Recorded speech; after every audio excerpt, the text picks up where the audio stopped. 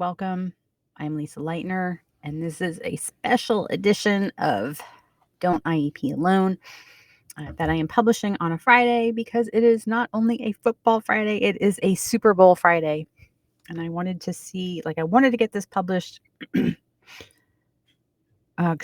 before the Super Bowl.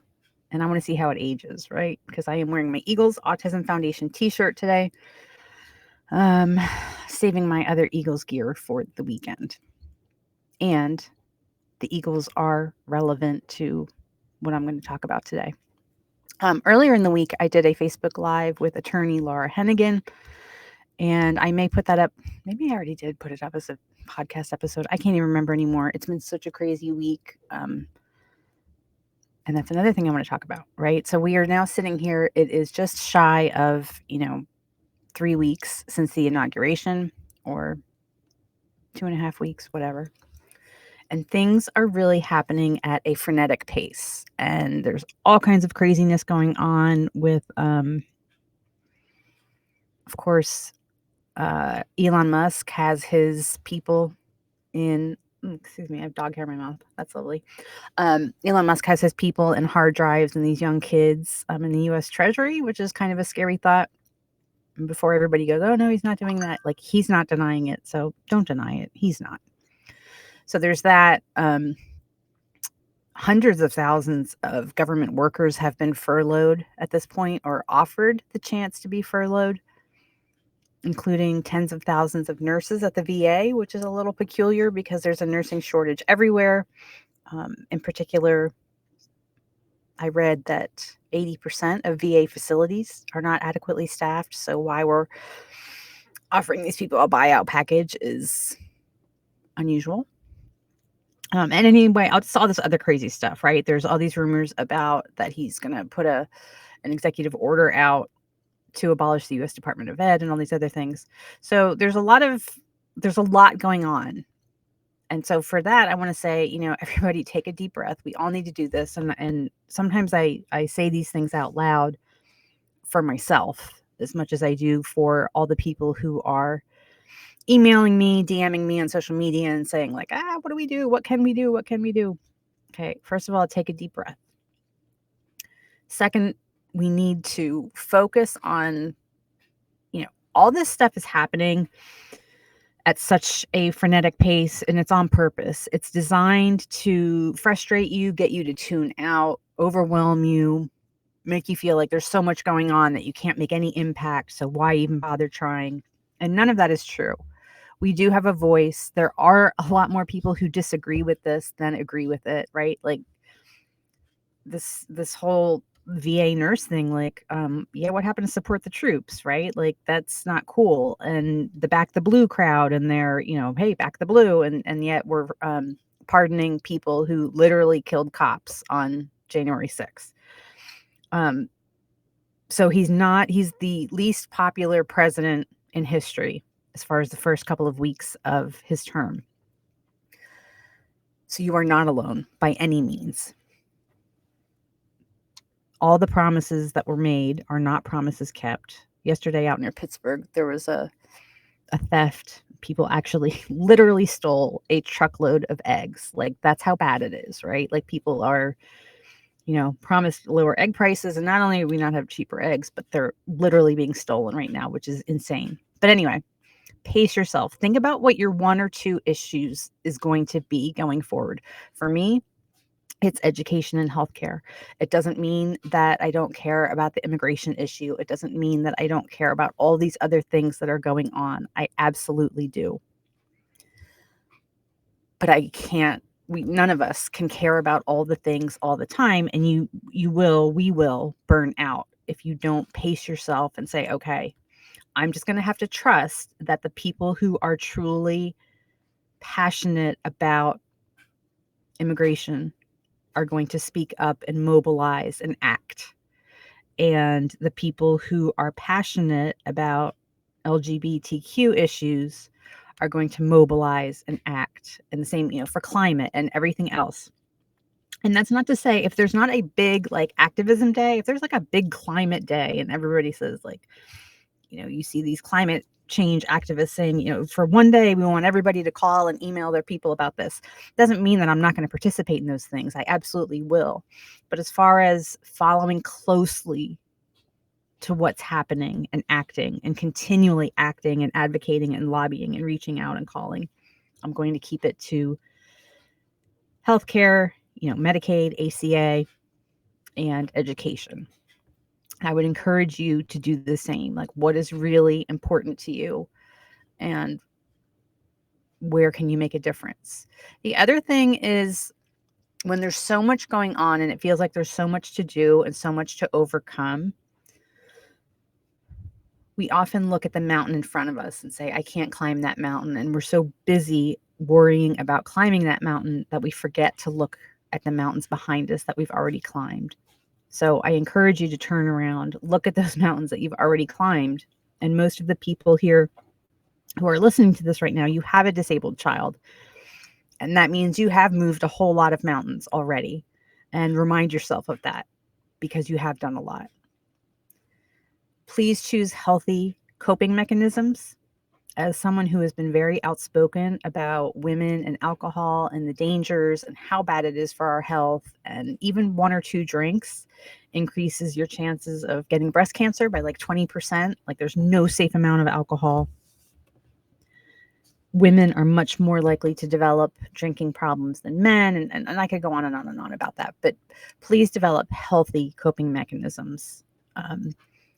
As someone who chooses to abstain from alcohol, I understand the pull sometimes. And lately it's just like, man, I would really like to just sit down with a glass of wine right now.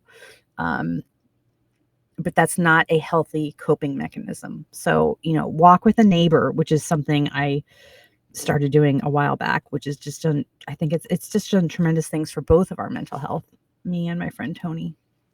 And we really look forward to our walks each day. Working out, reading a book, knitting, crocheting, painting, drawing, cooking, right? Find a healthy coping mechanism, because these are stressful times, and let's acknowledge that. Which brings me to my next point, which is protect your peace. If you have people in your orbit who are going to laugh at you and put laughing emojis and call you soft and okay snowflake and all the other things that, be mad or cry harder. You know what? I just don't, Hillary was right. They're just deplorable. Like, that's just not a nice way to act. Like, who does that? And I'm going to remove you from my space, because I don't need you in my space. You can have your own political views if you want, but if you're going to do it by mocking and dismissing me, then no, I don't have time for you. You can go fuck yourself. Like, literally, that's how I feel about it. And I have removed almost all of these people from my Facebook friends list and everything else. And I just don't even acknowledge them anymore, because if you're going to actively work against my child, then you're not for me. You're just not. And I'm not going to apologize for that. I'm going to protect my peace, and I'm going to protect my family. Focus on what you can control. Fretting, hand-wringing, pearl clutching, all these things that are going on day to day, because there is a lot of crap going on. Think about what you can control. And that is, I can't control what's going on in DC, and I can't control what all of these people are doing. But what I can do is focus on providing for me and my family. I can focus on protecting my own assets. I can focus on calling my legislators, both all federal, state, and local, and voicing my opinion. And don't forget to also call the people that you agree with and the people who you disagree with. Call the people that you agree with and thank them for supporting your cause. And the people who you don't agree with, don't forget to call and email them as well, frequently. Not so frequently that you look like a Looney Tunes, but once or twice a month is, I think, reasonable. Now to the Eagles, and my next point. Shortly after all this stuff started happening, we had the NFC Championship game, which the Eagles won, of course. And so they're going to the Super Bowl.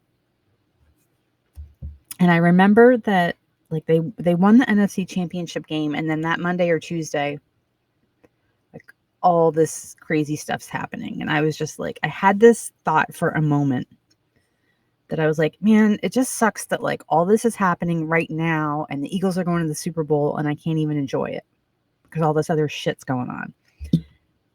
And then almost instantly I was like, you know what? No, fuck that. Like, you are not going to steal my joy. Like, I am not going to miss out on all the fun that happens in the city when you're going to the Super Bowl. And it's everything from like Kevin's been making craft projects at school related to it, and they've been coming home, art projects, craft projects, whatever you want to call it. There's just a lot of fun stuff on TV. There's a lot of fun and interesting news stories going on, you know, that kind of are tied into the Super Bowl. When I was in Wegmans the other day, I think I put it on Instagram. People were like randomly breaking into the Eagles fight song.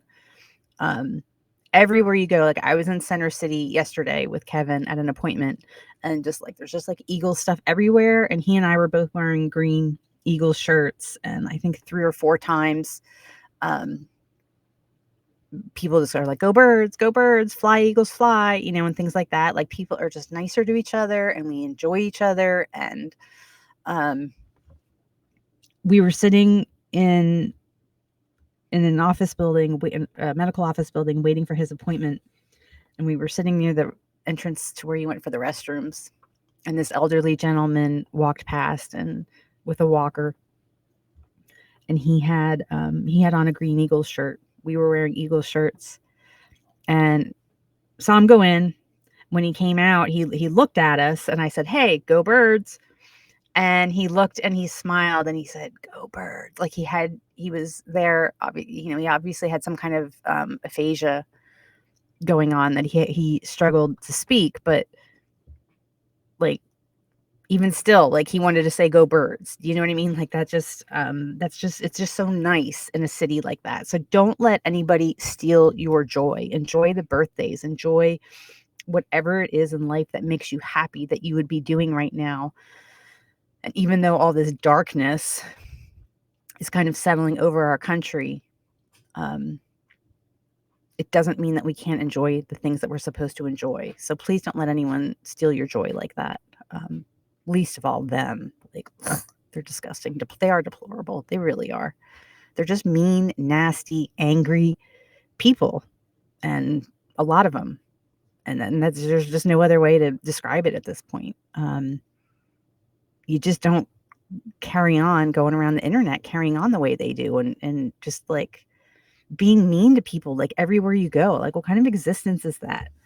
Like, I almost feel sorry for them. Like, it's just so sad that that's their existence, is just going around being mean to people. Like, that's all they literally do all day, every day on social media, which brings me to my next point and last point before I sign off for today. And that is, in addition to pacing yourself, make sure that your advocacy is meaningful and not performative. Okay. Most social media advocacy is performative. You're not changing anyone's mind. It only makes you feel better. Usually, like it's kind of like an ego stroke on our part to correct someone, or that need to be right, even if you are right and you do have facts on your side. Like, I just posted something this morning about how the biggest group of people that have benefited from DEI initiatives are white women. And that's just a fact. That's the data there. It's been studied, and it's been studied for decades. And white women are the biggest beneficiaries from all these DEI programs. A lot of people don't know that. So I put that on, and like one woman literally replied with, "I don't believe this." Like, well, if you're committed to not learning and not engaging with the truth and saying like, let me look this up for myself, and I provided sources.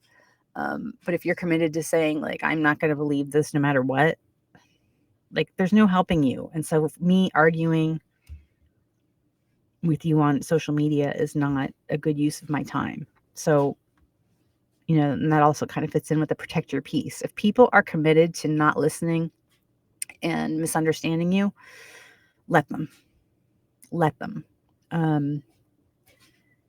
You can make change. Social media can be a useful tool in advocacy. You present the facts, present the, hey, please call our governor. Here's the number. Please call our senators. Here's the numbers. And then, let it go. If people are just going to be committed to not, it's comfortable for them to not challenge their thinking. And I'm not perfect.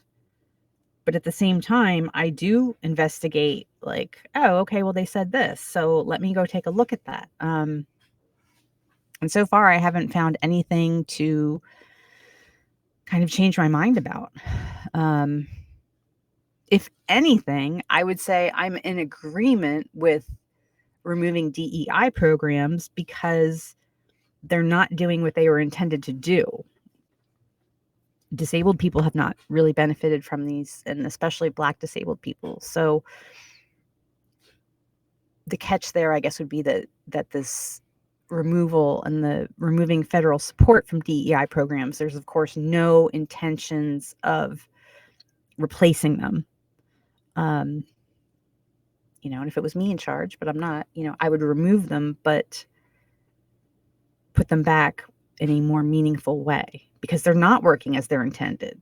So that's one thing that they're kind of right about, if that makes any sense, if I'm saying that right. Because they haven't really helped Black and Latino and disabled people. It's helped white women, which needs help, right? Women in the workplace do need help, but we need to help everybody. So where was I going with this? I feel like I kind of got way off track. But anyway, so like I said, present the facts, present your action item of what you want people to do, and then let them be wrong. Just let them be wrong. But I don't have to. You can be wrong on your page. I don't have to let you be wrong on my page. I'm not obligated to entertain your falsehoods. I'm just not.